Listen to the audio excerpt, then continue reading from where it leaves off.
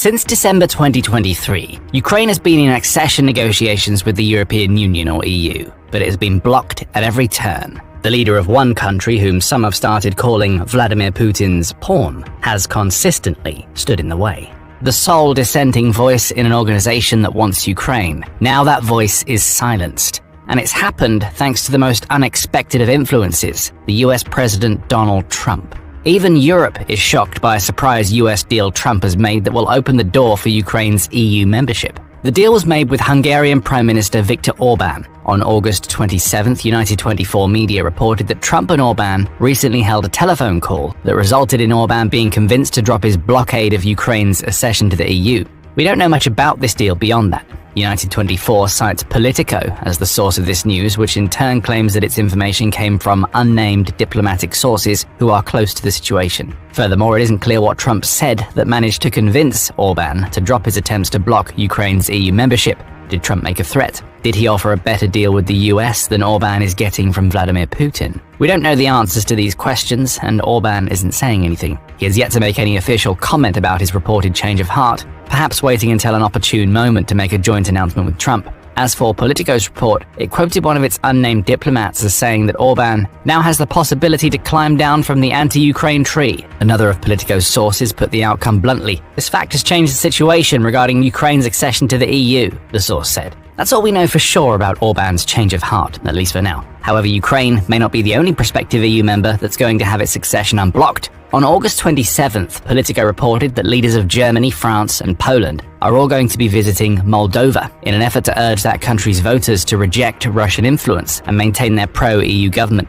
Like Ukraine, Moldova isn't a member of the EU, having lodged its application in March 2022. Also, like Ukraine, Moldova has faced delay after delay in having that application ratified into an official membership, which has opened the door for Russian influence to creep into the country, potentially derailing the entire bid. The visit from three prominent EU leaders comes about a month before Moldovan President Maia Sandu faces a parliamentary election on September 28th. Sandu only just won re-election by the skin of her teeth a year ago, in an election that was marred by vote rigging that Politico says included a Kremlin scheme that saw voters being paid to vote for her opposition. During the same election, a referendum on EU membership was also held. That also just scraped through in the EU's favour, with a vote of 50.4% for versus 49.6% against. Moldova is a country on the brink, but it also represents an opportunity for the EU. If the three leaders heading to Moldova are able to push the pendulum in favour of the country's pro-EU government, the organisation may have just scored two major wins in August. Getting Moldova would be good. Ukraine entering the EU, thanks to Orban's constant objections finally disappearing, would be great. Why? We'll answer that question later in the video. First, it's important to get a little bit of context on Viktor Orban and his seemingly constant efforts to undermine Ukraine over the last couple of years. Orban has always been a slippery individual when it comes to the Ukraine war. Back in December 2023, the BBC published a piece in which it asked the question of what Hungary's leader had against Ukraine. Written in the wake of Orban having used his veto power to stop a $55 billion EU aid package that was supposed to support Ukraine up until 2027, the BBC reported that Orban had warned Ukraine that he could pull the handbrake on any future support that the EU tried to provide. The same outlet also points out that Orban isn't exactly a supporter of Ukraine or Moldova joining the EU. He has allowed negotiations to begin without using any of his veto powers, though he did so begrudgingly, the BBC says. When the EU's members were asked to vote on allowing these negotiations on behalf of both countries, Orban walked out of the room, abstaining from the vote while leaving the EU's other 26 members to reach a unanimous yes decision. After the fact, he called that successful vote a bad decision, while noting that Hungary has a strong enough voice to stop the accession of Ukraine and Moldova at any time. This is clearly a man who has an axe to grind. The reasons why are varied and dependent on the source. Interestingly, an opinion piece written by the Hungary Foundation's Balázs Tarnok for the Washington Times back in June 2021 provided some insight into the thought process within Hungary before Putin invaded Ukraine. In that piece, Tarnok noted that Hungary had been blocking political meetings between NATO and Ukraine since 2018, leading some to call Hungary a Trojan horse for Russia in the Collective Defense Organization. These accusations weren't inaccurate, Tarnok argued.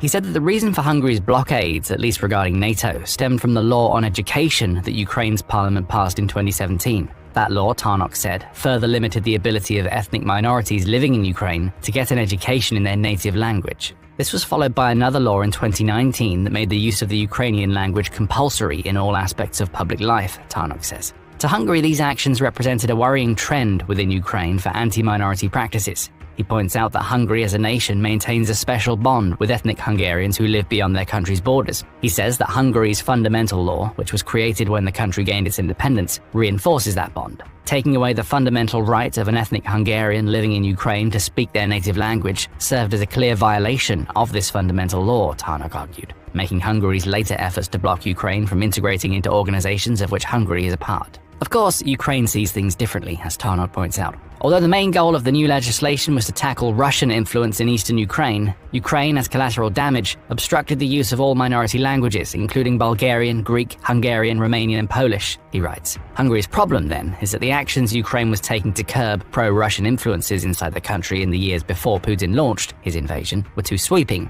It's understandable that Ukraine wanted to eradicate Russian influence, especially given what happened just 8 months after Tarnok wrote his piece. But at the same time, this desirification can't be so far-reaching that it hurts ethnic Hungarians who may choose Ukraine as their home. Ultimately, Tarnok makes the point that Hungary was wary about potential human rights violations back in 2021. Assuming those concerns still exist in 2025, now that Ukraine is a war-torn country thanks to Russia, this argument at least provides somewhat diplomatic reasoning for Orban's past desire to block Ukraine from achieving EU membership. Tarnok makes some good points. However, the BBC's December 2023 piece offers some counters. It says that there appears to be some kind of personal issue between Orban and Ukraine's President Volodymyr Zelensky, citing a then-recent Brussels summit. Where every other EU leader took the opportunity to have their photograph with Zelensky, Orban turned and walked away, much as he did for the vote on whether to allow Ukraine to begin accession negotiations. Orban and Zelensky were later photographed engaged in what seemed like an intense conversation during the inauguration of Argentina's new president. Zelensky apparently asked Orban why he was blocking Ukraine's EU membership. If Orban provided an answer, Zelensky didn't reveal it.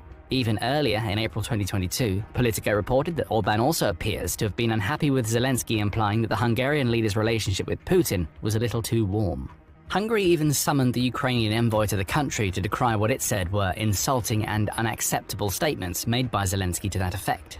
The country's foreign minister, Peter Szijjarto, later took to Facebook to explain, "It's time for Ukrainian leaders to stop insulting Hungary and take into account the will of the Hungarian people," he said. Statements about the regret of the will of the Hungarian people are unacceptable. It's clear that there is no love lost between the two leaders, and this personal animosity has likely been a factor in Hungary's actions. Concerns about Ukraine's laws may have given way to the simpler explanation that Orban simply doesn't like Zelensky, or the implications that Ukraine's president had made about Orban's ties to Putin. However, some would argue that Zelensky was justified in his stance. After all, Orban has indeed maintained a relationship with Putin throughout the Ukraine war. In July 2024, Hungary's leader even flew to Moscow to meet Putin, in a move that other EU leaders heavily criticized, the BBC reports. When the rest of the EU was trying to freeze Putin out, Orban was shaking the man's hand, long before Trump also made the controversial decision to break ice with Russia's leader.